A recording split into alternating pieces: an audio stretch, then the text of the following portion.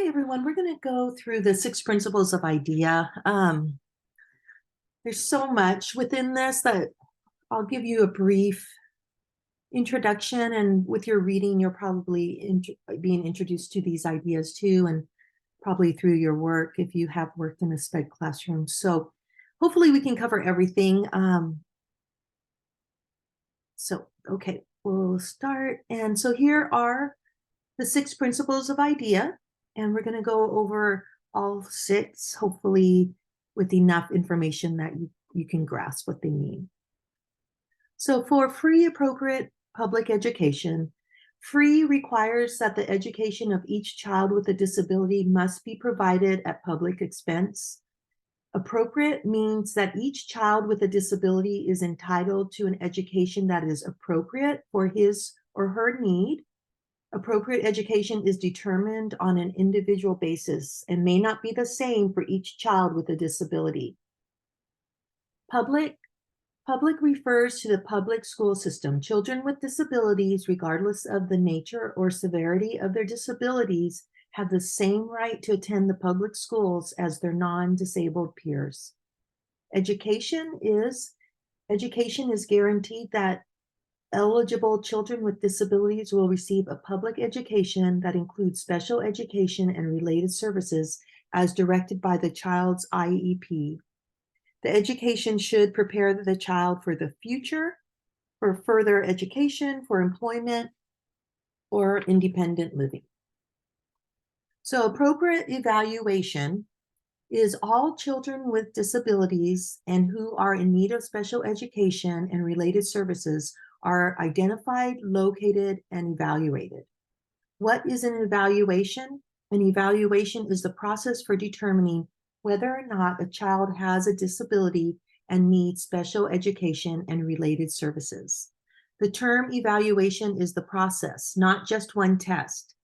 The IDEA requires that a child must receive a comprehensive evaluation before special education services are provided by the local education agency, which is also known as the school district.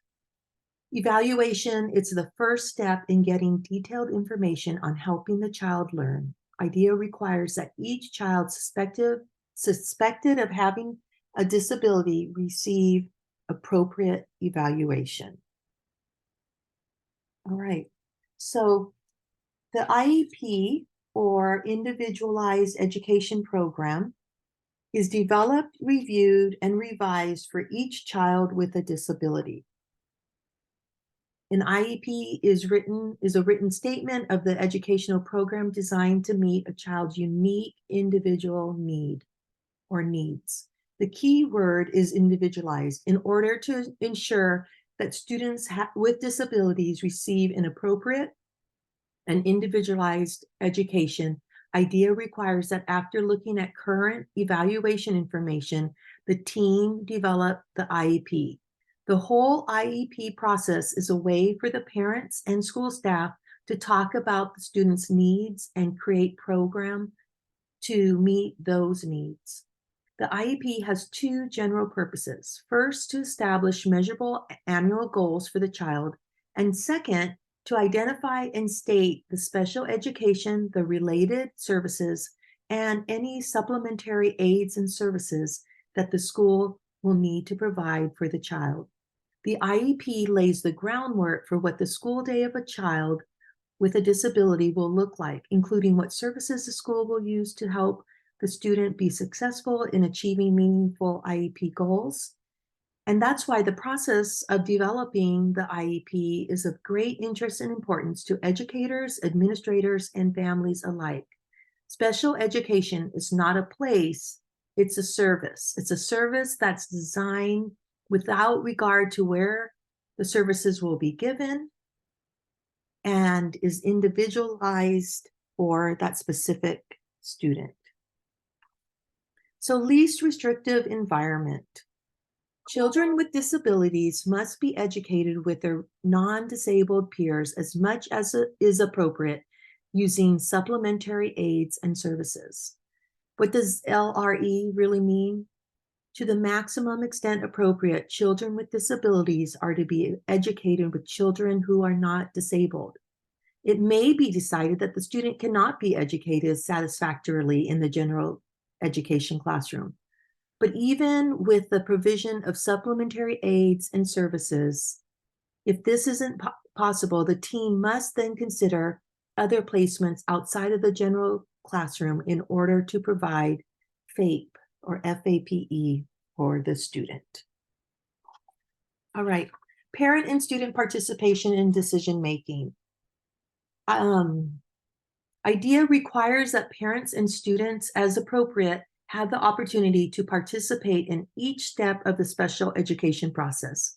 One of IDEA's foundational principles is the right of parents to participate in educational decisions making regarding their child with a disability. The law is very specific about what school systems must do to ensure that parents have the opportunity to participate if they choose. This principle reinforces the belief that the education of children with disabilities is made more effective by strengthening the role of parents in the special education process. Procedural safeguards. These are special rules that ensure the rights of children with disabilities and their parents are protected and understood. The IDEA of 2004 includes a section called Procedural Safeguards designed to protect the rights of parents and their children with a disability. And at the same time, it gives families and school systems several mechanisms by which to resolve their disputes. These are not the only procedural safeguards under IDEA, but here are some of the most relevant to the majority of parents. So parents have the right to access to educational records. They can request copies and get an explanation of any and everything that is in their child's educational records. The school must provide parents with a written explanation of all the procedural safeguards under federal and state laws. Prior written notice. The messages parents receive from the school system to inform them about any actions they are proposing to take or refusing to take. This also includes notifying parents of upcoming meetings far enough in advance to ensure they can attend and scheduling meetings at a mutually agreed upon time. Understandable language. The written notices that parents receive must be understandable to the general public and must be in the native language or other mode of communication used by the parent, such as in Braille or sign language. Confidentiality of information. The school must protect the child's confidentiality, and this includes name, address, social security number, etc. So those are just a few of the procedural safeguards, and this is just an overview of the 6 principles of IDEA. So see you online.